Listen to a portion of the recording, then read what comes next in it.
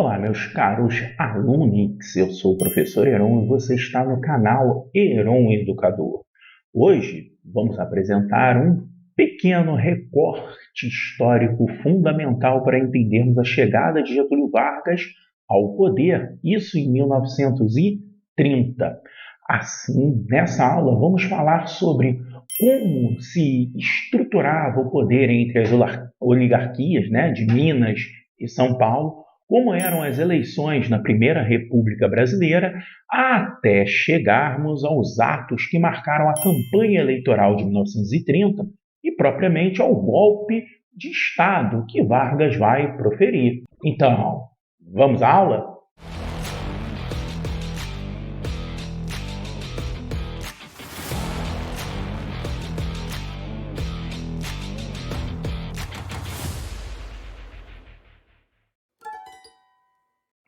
Inicialmente, é preciso contextualizar que o Brasil viveu um primeiro momento republicano sendo dominado por grandes oligarquias. Na verdade, eram duas grandes oligarquias. Por um lado, tínhamos o poder político de Minas Gerais, estado mais populoso na época, o que lhe garantia uma generosa bancada no Congresso Nacional, e, por outro lado, um enorme poder econômico por parte de São Paulo, graças ao cultivo do café, que era o pilar de sustentação de toda a economia nacional. Logo de início, o governo de São Paulo logo percebeu que precisava de apoio político para se manter no poder. Daí foram criados a chamada política dos governadores e, mais tarde, uma aliança com Minas Gerais, onde os representantes de cada estado iam se revezando na presidência da República. Esse contexto a gente vai chamar de política do café com leite. Para falarmos das eleições no início do século XX, há cerca de mais ou menos assim, de 100 anos atrás, é necessário esclarecermos alguns pontos. Então, gente, vamos lá. Primeiro, não havia justiça eleitoral nessa época. Muitos documentos e registros eram desatualizados e o próprio ato de votar não era devidamente controlado. Claro que isso estimulava diversas fraudes eleitorais, como, por exemplo, uma pessoa, sei lá, votando em mais de uma zona eleitoral, pessoas votando com documentos de mortos e por aí vai. E olha só, ainda havia outro agravante, pois o voto era aberto. Assim você precisaria falar em voz alta no meio do salão eleitoral em quem você iria votar. E é claro, né, gente, não tem outra forma da gente analisar isso. Vai abrir espaço para que figuras que detinham um controle do poder na região, como os chamados coronéis, coagissem os eleitores a votar em quem eles queriam. E olha só, mesmo que por um milagre, um candidato da oposição conseguisse passar por todas essas barreiras, e como você viu, não eram poucas, mesmo assim, ainda havia a tal comissão de verificação dos votos, que poderia impugnar a candidatura de candidatos da oposição. Olha, no final das contas, foram raras as eleições disputadas de verdade na Primeira República. Prova disso são os resultados dessas eleições. Vejam só esses números que eu quero apresentar para vocês. Prudente de Moraes foi eleito com 88%, Campos Salles com 92% e Rodrigues Alves com 99%. Na prática, as eleições eram vistas pela esmagadora maioria da população como disputa de poderes entre grupos bem distantes do povo. Para se ter uma ideia, a porcentagem dos votantes oscilou no mínimo de 1,4% das eleições de Afonso Pena, isso lá em 1906, e no máximo de 5,7% nas eleições do Júlio Prestes, em 1930. Ou seja, o governo não tinha nenhuma representatividade popular e a democracia não passava de um sinistro jogo de cartas marcadas. O café representava a sustentação da economia de todo o país. Em torno dele girava todo o exercício de poder da República Oligárquica, todo aquele mandonismo era tudo estruturado pelo café. Assim, o governo passou a adotar medidas cada vez mais controladoras sobre o seu preço, o que a gente vai chamar de política de valorização do café. Basicamente, essa política funcionava assim. Veja bem, para manter o preço internacional do café, o governo vai comprar o excedente da produção de um determinado ano. A ideia não era das piores, era até bem simples.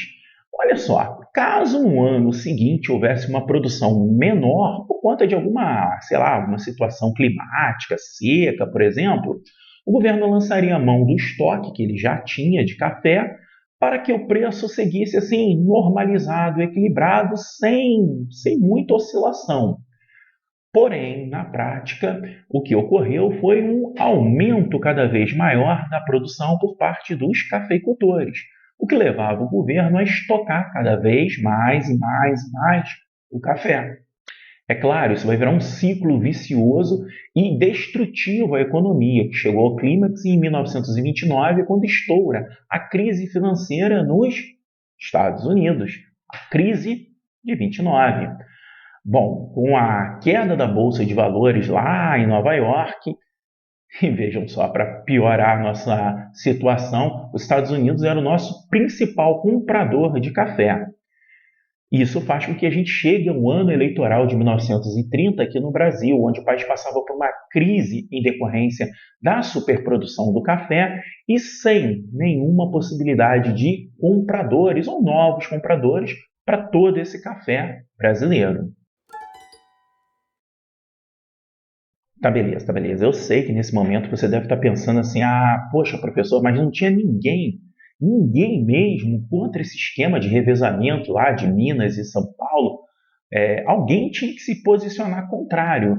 E principalmente, alguém devia buscar, de alguma forma, acabar com essa política de valorização do café que estava levando à ruína do Estado. Ora, gente, é claro que havia muitos políticos que organizaram uma oposição a esse esquema. Porém, eu pretendo destacar aqui dois importantes atores nessa narrativa, quais sejam os gaúchos e os militares. Bom, por um lado, o Rio Grande do Sul se mostrava como um estado tendo uma economia voltada para a criação e produção de gado de corte. E isso tem um problema grave nessa estrutura política. Assim, o Estado dependia de maiores tarifas alfandegárias do governo federal para tornar o seu produto mais competitivo no cenário nacional. Veja bem, isso porque, com tarifas alfandegárias mais baixas, a carne exportada de países do Cone Sul, por exemplo, chegava muito mais barata do que a produção gaúcha na mesa dos consumidores aqui dentro do Brasil.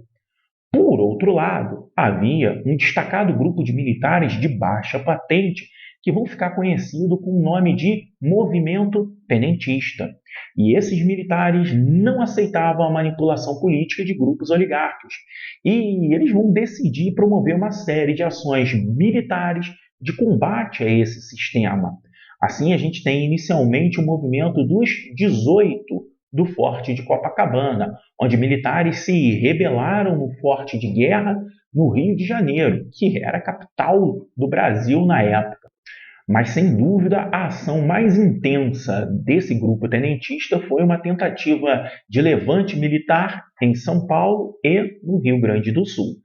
Esses levantes não vão conseguir o seu objetivo principal, que era a tomada do poder, levando os principais líderes a saírem na chamada Coluna Prestes, que na verdade era o Luiz Carlos Prestes e o Miguel Costa que estavam à frente desse movimento. Com isso, os militares vão percorrer o interior do Brasil buscando apoio popular para um novo levante. Porém, esse também se mostrou um caminho pouco eficiente. Mesmo com o fim da Coluna Prestes, os militares seguiram atentos ao jogo político, esperando assim uma nova oportunidade para tomar uma nova ação. Diferente das eleições anteriores, os políticos paulistas, junto com o presidente Washington Luiz, que era um político que fez carreira em São Paulo, eles vão decidir por romper a política do café com leite e apoiar outro paulista para as eleições. O nome escolhido foi o governador de São Paulo, Júlio Prestes. Os motivos para essa mudança de estratégia por parte dos paulistas certamente envolviam os interesses de manter a política de apoio, aos cafeicultores.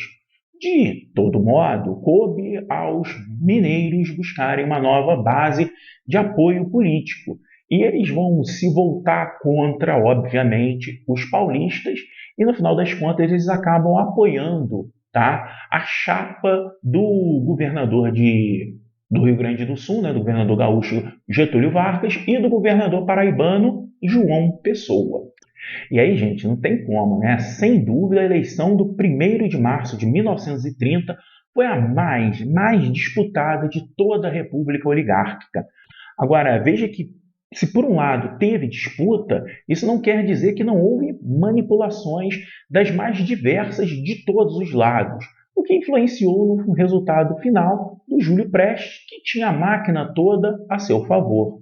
Ainda que houvesse protestos sobre fraudes eleitorais e uma eleição manipulada dos paulistas, o Getúlio Vargas até que aceitou, pelo menos no primeiro momento, a sua derrota. Agora eu queria te transportar ao estado da Paraíba, que estava em meio a uma gigantesca disputa política entre famílias de coronéis, que há muitos anos dominavam o poder naquela região imbricada ali do Brasil.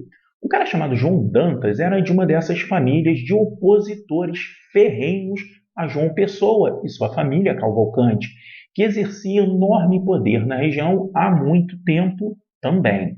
Assim, após diversas intrigas e falsas denúncias contra Dantas, que de certa forma mancharam o nome dele e de sua família, João Dantas vai decidir resolver o seu problema atirando e matando o João Pessoa. Em 26 de junho de 1930, a morte do político paraibano gerou uma verdadeira comoção nacional, sendo rapidamente explorada pelos militares tenentistas que viam ali a oportunidade de dar um golpe ou tentar uma tomada de poder. Por outro lado, Vargas articulava junto a setores da mídia, principalmente no Rio de Janeiro, e, claro, militares gaúchos, uma pressão para derrubar o presidente Washington Luiz. Veja que formava-se assim toda a estrutura do golpe de 1930. E aí não vai ter jeito. Vargas vai ao Rio de Janeiro, com apoio do tenentismo, destitui o presidente Washington Luiz do cargo, fecha o Congresso e inicia-se assim a Era Vargas. Mas isso é uma outra história.